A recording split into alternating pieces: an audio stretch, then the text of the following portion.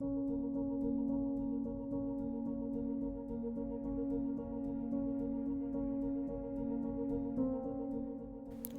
everyone, this is Mike Kollin at MikeKollin.com. Alright, so this video I think is going to help you a lot.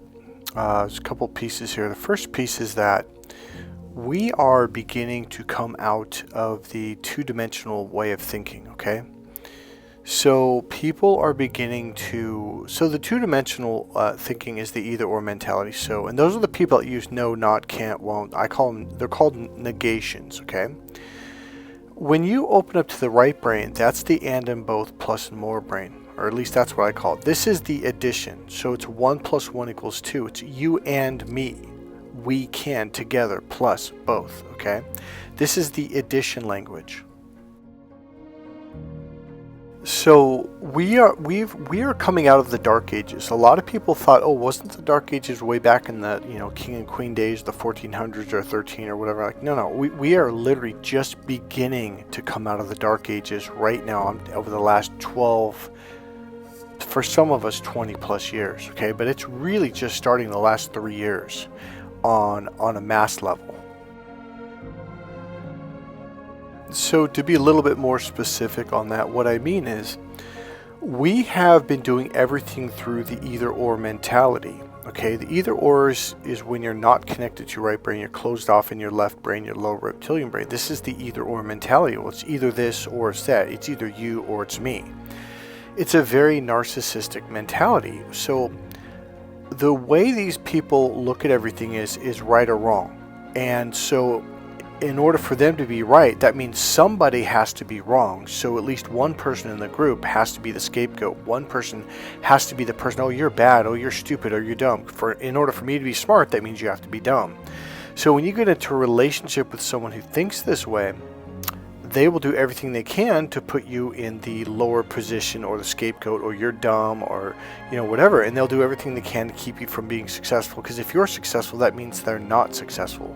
It's a very limited way of thinking, and here's the deal, it's not even real.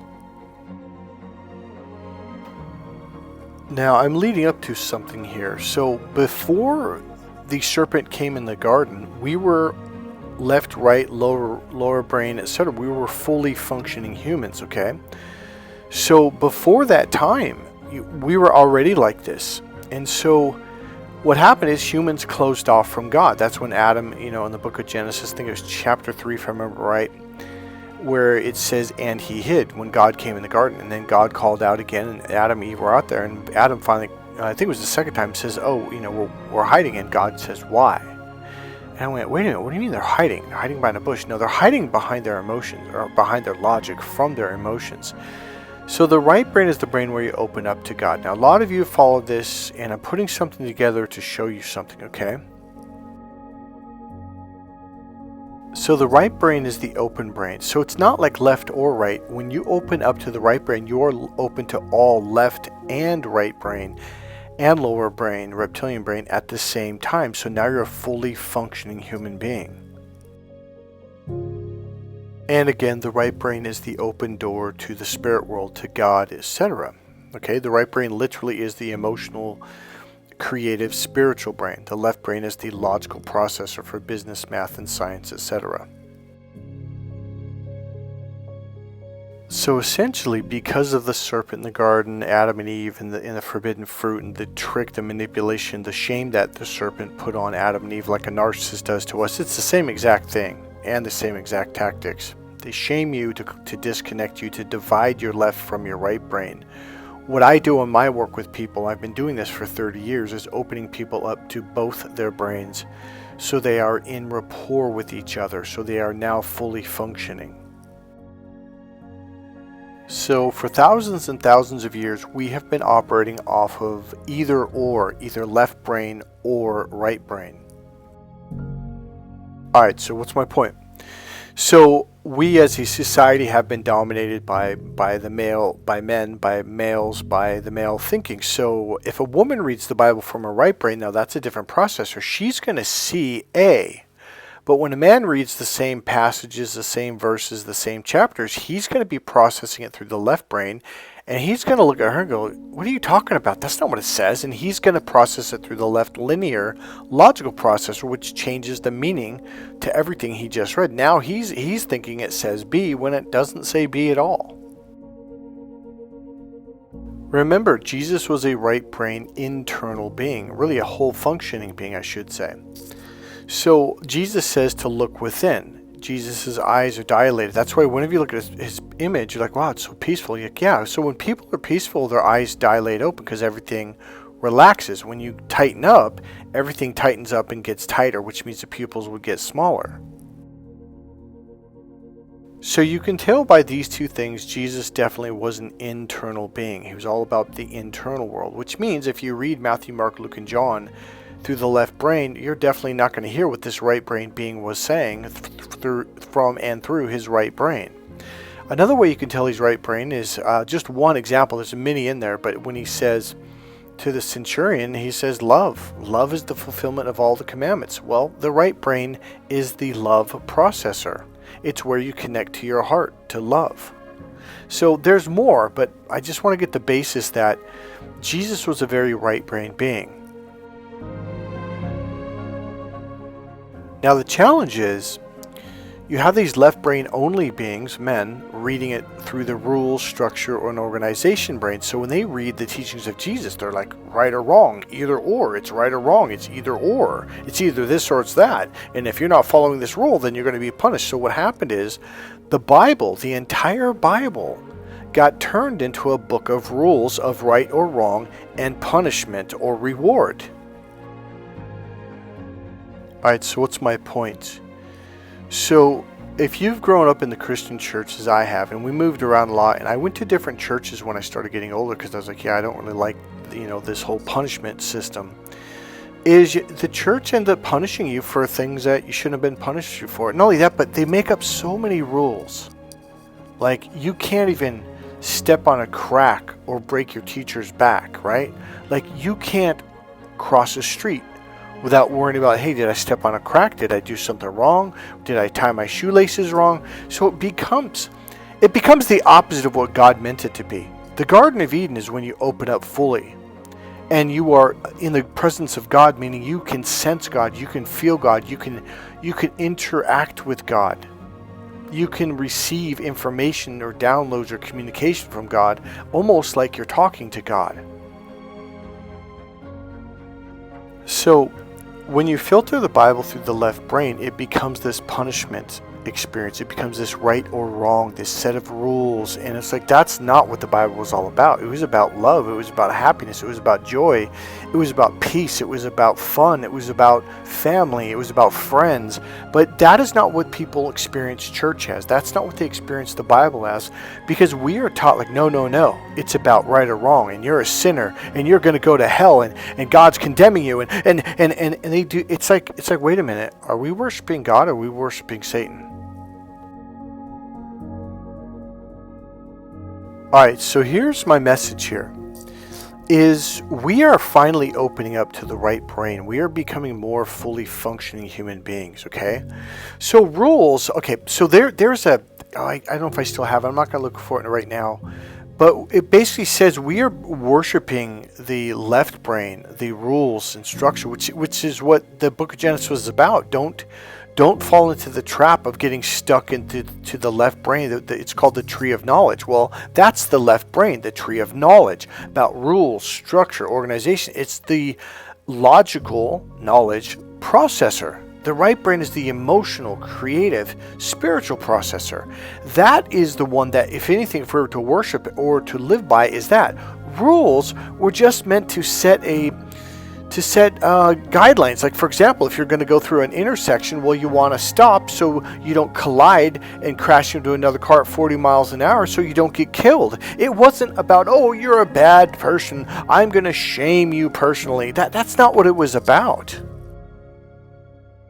So The message that we were given was not the correct message at all. It was, it's so funny because, what did we do? It was about right or wrong. So what did we do? We would go and kill people in the name of God. We would fight wars. We would invade countries, and then not just us, but other countries as well in the Middle East or wherever. And they would do it in the name of God, killing people.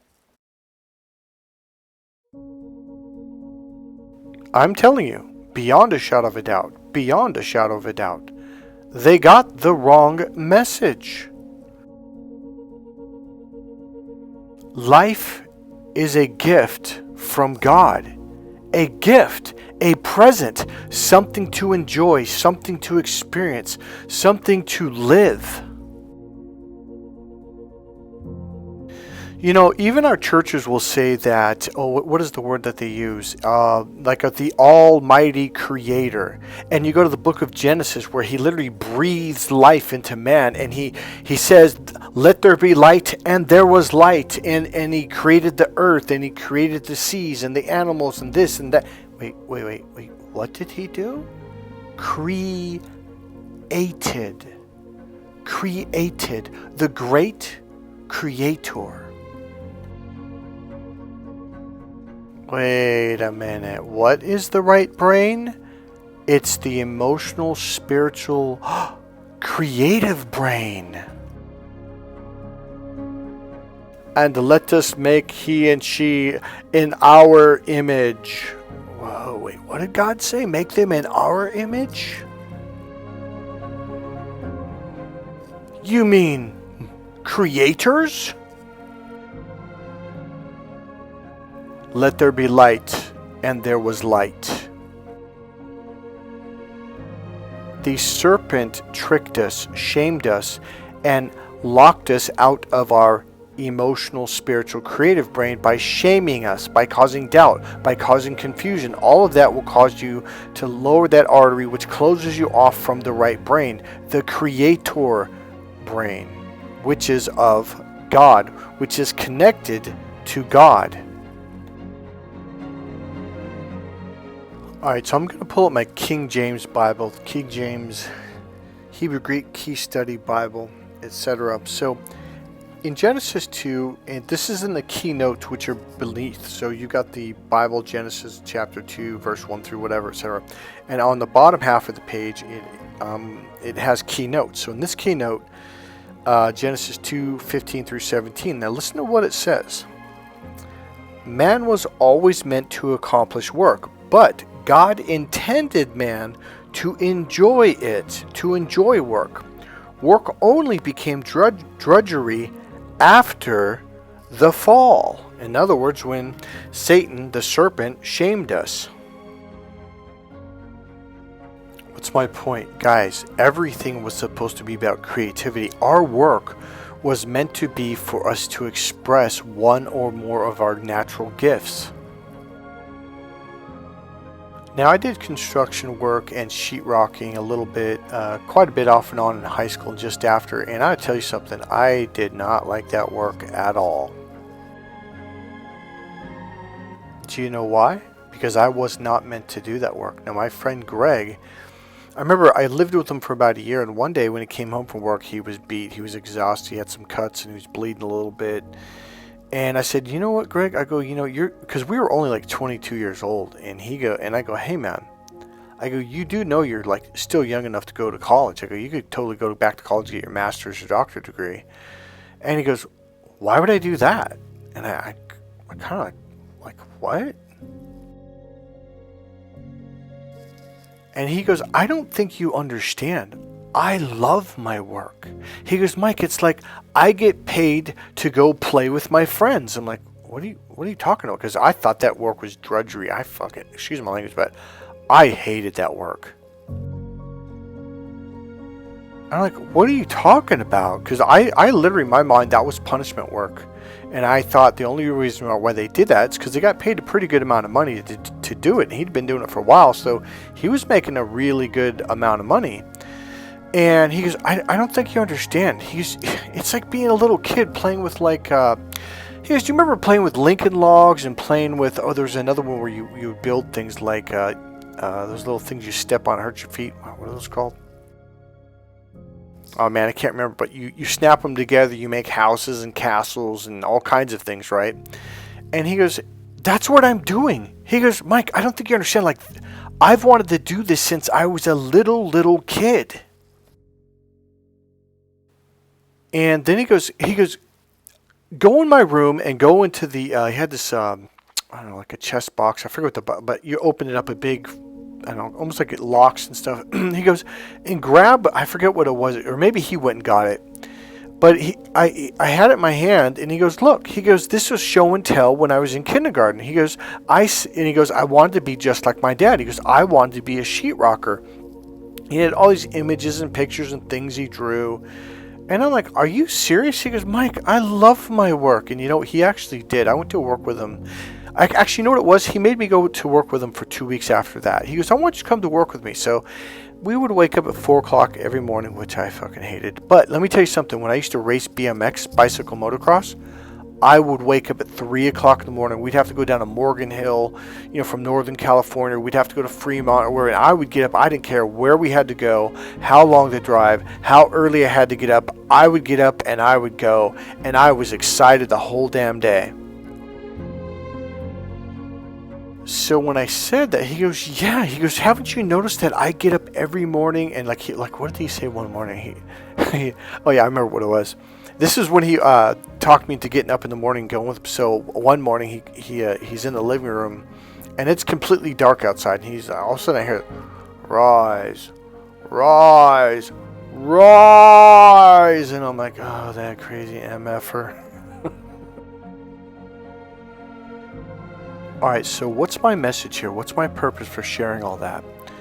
Your life was meant to be enjoyed. Every aspect of it. Life was never meant to be drudgery. It was never meant to be a living hell. It was never meant to be suffering and all the stuff we're going through right now. If anything, it'd be kind of like learning how to play a sport, baseball or basketball, and you kind of struggle and you can't quite get a technique down and you're kind of stressed about it. It was never meant to be like what's going on in Israel where, they grabbed the hostages and they tortured them and, I'm not going to get into that right now. This is a beautiful video. We're going to keep it beautiful.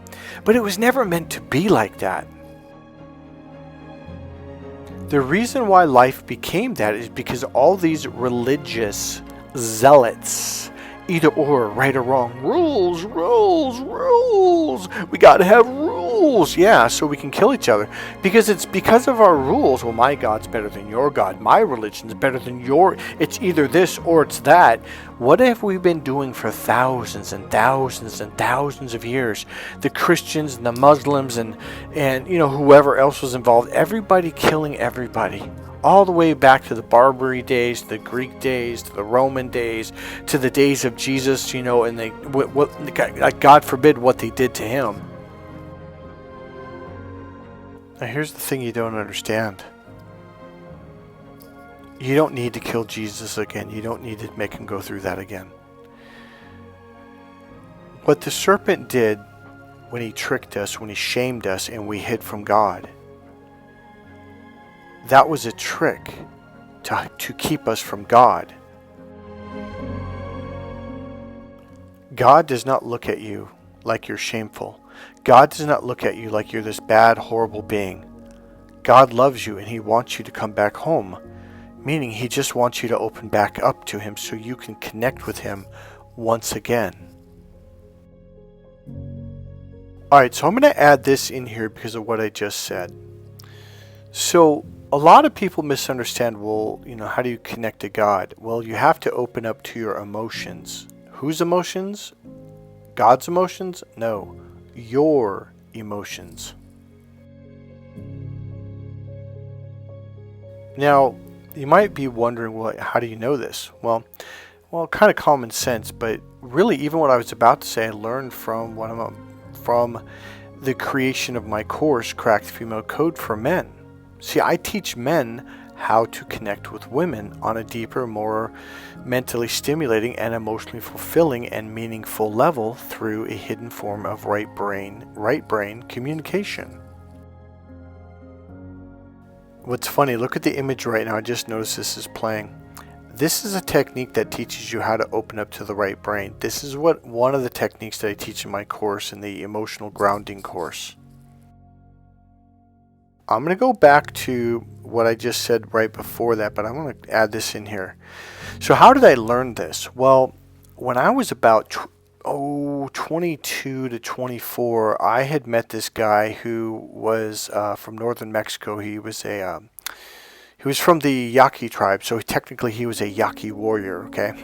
And so one day, whoa,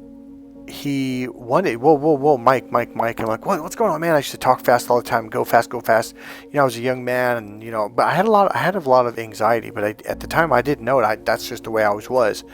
And so one day, hey man, come on over tomorrow at such time. I want to take you out to this place, man. And he took me way out in the country. We got on this road, all the way back. I'm like, dude, where the fuck are we going? Now I didn't know this guy that well, so I was kind of getting nervous, like, what the fuck's going on here? And so we went all the way out, and I think there was a lawn chair out there, or he had a lawn chair or two. And I think I ended up going on top of the car and laying down on it and looking up at the sky, because the whole thing is he wanted me to look at the sky. I might have even laid in the grass. I don't remember. He goes, dude, just do nothing. And I'm like, what? Why? And he goes, Mike, just trust me. Don't talk. Don't do anything. I'm like, why? So after a few times, he goes, Mike, shut up. Just zone out on the blue sky. I'm like, all right. And so he took a while, and finally, he kind of punished me, like, Mike, just shut the F up and just relax. Just stare at the sky for a while. And after about 10 minutes or 15 minutes, he goes, hey, have you noticed that the sky looks kind of like the it used to look like the ceiling, but now it looks like the ground, like the floor? I'm like, yeah, I know. That's what I was just tripping out about. Well, here's the deal. The guy was a very tuned-in guy where I'm at now, and he was basically reading where I was at, and he knew that to say that because that's where I was at in that moment. I was like, wow, man, it looks like the ground all of a sudden. And it looked like a fish tank, like it's like we're in this huge fish tank, right? And when the birds would kind of glide by, because they were pretty high up there, they'd glide by. And it was like fish in water. I started to realize, like, the air is essentially what the water is to fish.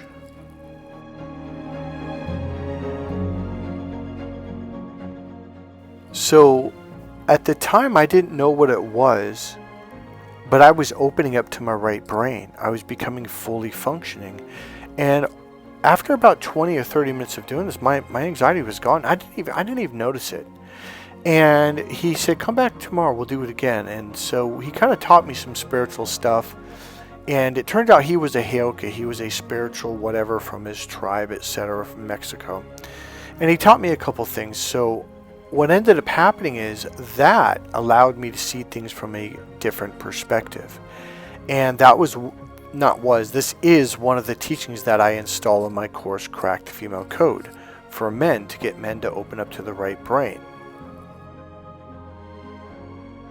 So over the decades, whether I was working with Buddhist monks or when I was in Hawaii working with the kahunas or whatever, it was always breathing techniques, visualization, grounding techniques, and what were they essentially or actually doing? It was showing us how to open up to our right brain.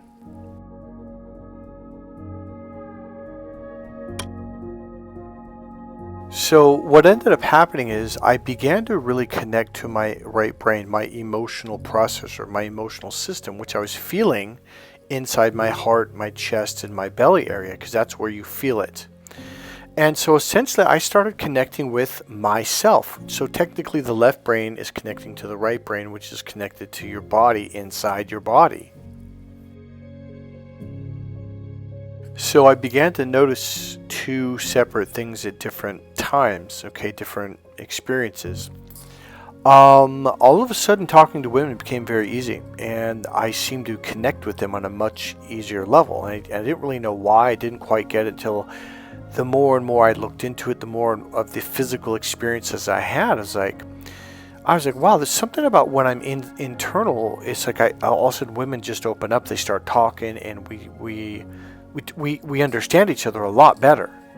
and we're on the same page. So that was way back then. That was the rudimentary, the beginning, the basis, the building blocks of my course. And so obviously right now I'm a lot more advanced in how to teach that and how to explain it. But essentially what I found out is men are disconnected from themselves. The left brain is disconnected from the right brain, which is yourself. So a lot of women will say this to me, well, just be yourself. So, and men are like, look, I am being myself. What are you talking about? Well, no, you're in your logical brain, which is not yourself. Your right brain dropping down inside your body is literally yourself. That's who you really, really are. You.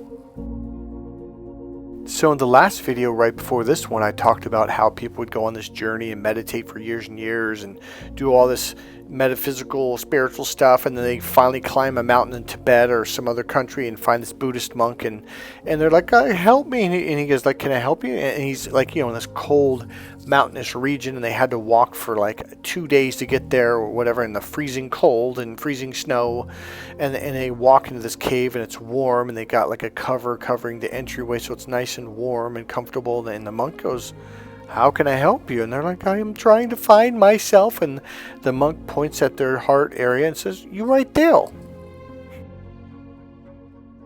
So what I'm referring back to that is because what I just explained a moment ago is yourself is inside.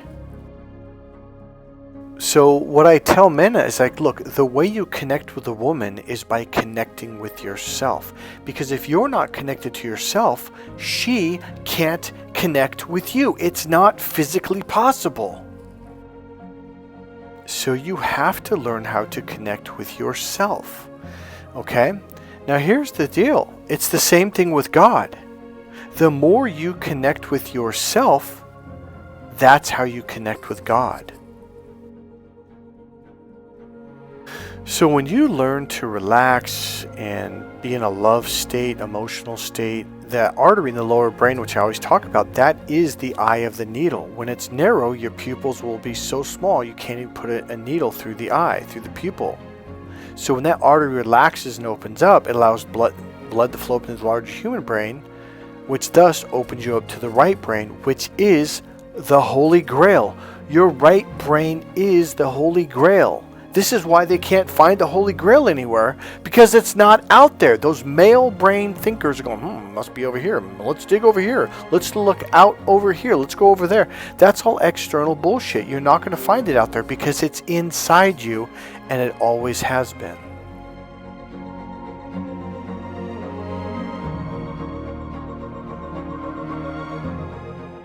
Wait a minute. Did Michael just literally tell us the answer to the world's greatest secret? Where and how to find the Holy Grail? Why, yes, I did.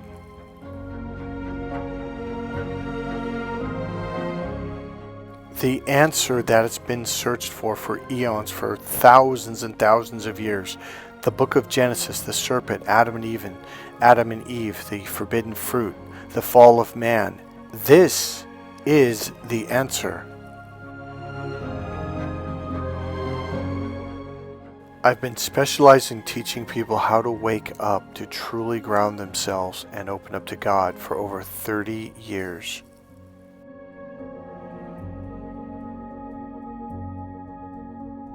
So my course, Cracked Female Code, my dating relationship coaching courses, it's really code for spiritual awakening.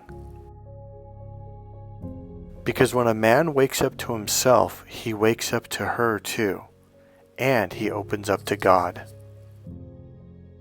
And please, don't sacrifice any more bulls. Don't kill any more animals. And please do not make Jesus go through it again. All you have to do is wake up. Nobody has to die. Nobody has to be beaten. Nobody has to be tortured. No more animals have to bleed for us. That doesn't need to happen. Just wake up. Please. Are you starting to see the ridiculousness of the way that they went about it in the past They actually thought if we kill this scapegoat, if we torture this person, this spirit, this being, oh, then God will open up to us. No, God's always been there. God never left. We did. We hid from God. So if you're saying, oh God, where art thou? He's like, I'm right here. God bless you guys. If you like this video, click subscribe, click the like button, make a comment, and if you want, go ahead and make a donation. There's a PayPal link right there in the description box.